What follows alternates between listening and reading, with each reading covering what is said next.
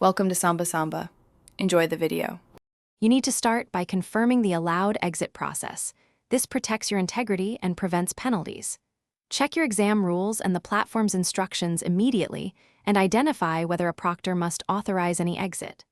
Once done, make sure you have contact details for the proctor or support team because you may need approval or a specific unlock. This prevents accidental violations. If the exam permits a graceful logout, follow the provided official steps rather than guessing. That keeps your attempt valid. If you cannot exit through the normal route, contact authorized support right away. You should use the in-exam chat, the listed phone number, or the institution's help desk and explain your issue concisely, connectivity, device failure, or an emergency. Once you've contacted them, follow the instructions they give. They control permitted exits and can document your situation.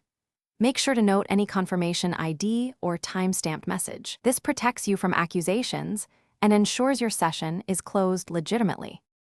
When support authorizes a recovery step, carry it out exactly as told. For example, rebooting only after approval.